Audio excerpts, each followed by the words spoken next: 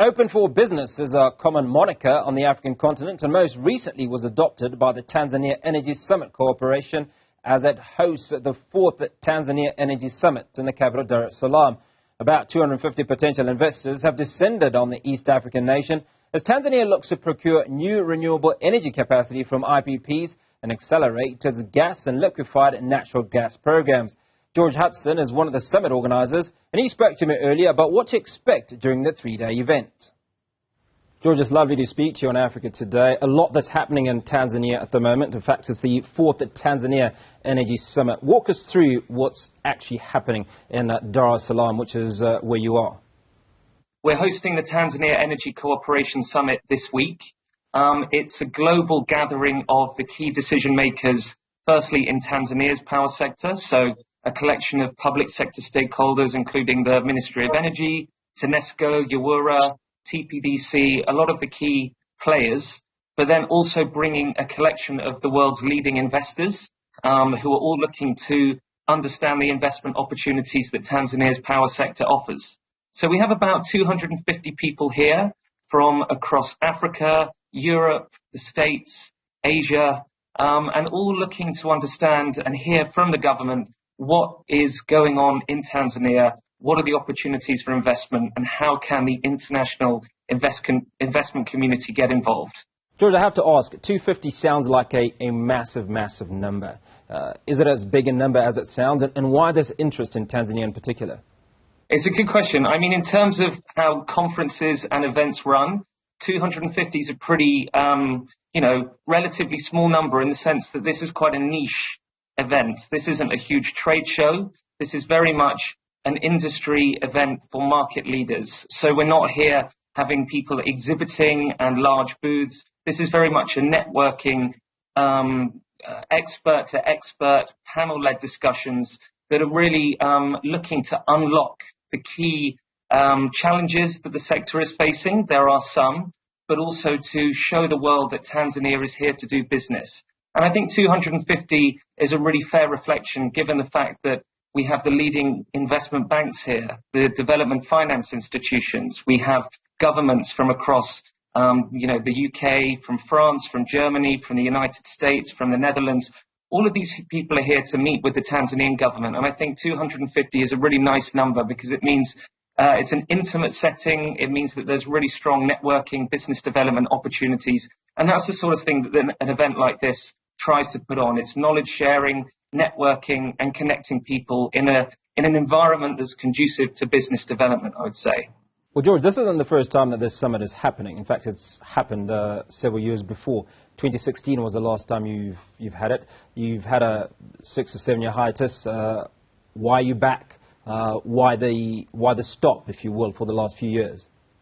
Absolutely. So, yeah, you're right. This is the 4th edition of the summit, but this is actually the first time that we've hosted a meeting here since 2016. I mean, as everybody knows, it's been a challenging environment in Tanzania for the past 6 or so years, for international companies particularly. So it was never our intention to stop hosting meetings in the country, but it just wasn't feasible. However, I think it's positive that we stayed very close to the ministry and TANESCO. And we decided, do you know what, we will speak to our community to understand where our clients are most interested in. You know, we ask them, which countries, which regions are you most interested in? And Tanzania has been the one country that has stood out. In fact, I've been at EnergyNet now for 10 years. We've hosted meetings across the continent for 25 years. And we can honestly say we've not had a reaction like this to an in-country conference. And I think that's for a number of reasons. As I say, the international investment community hasn't had much of an opportunity to invest in the country over the recent years. There's now a new administration in place, and there's a real focus on boosting power generation in the country because, of course, economic development goes hand in hand with electricity generation. And if the Tanzanian economy is to progress and develop in the way that, it has the potential to, then energy and power is going to be really crucial to that. So it's a really perfect time for us to come back. The ministry and the government are hugely supportive of this meeting, and they are here to do business. Well, George, I'm interested to know what is it about President Hudson's policies that have changed and got you back into Tanzania?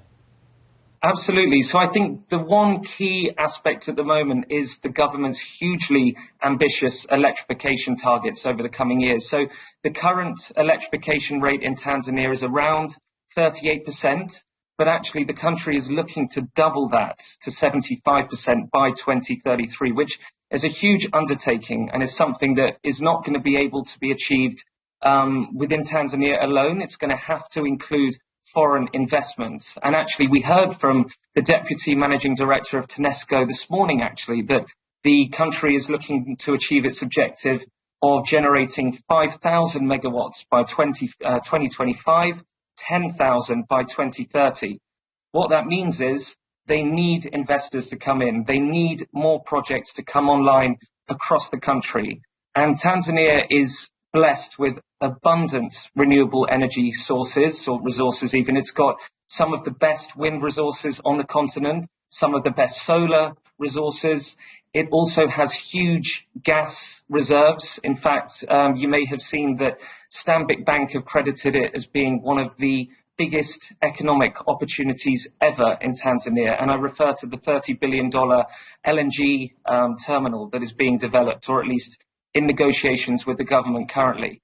So Tanzania's got huge resources, huge potential. It's an incredible country with a very pro-private investment stance.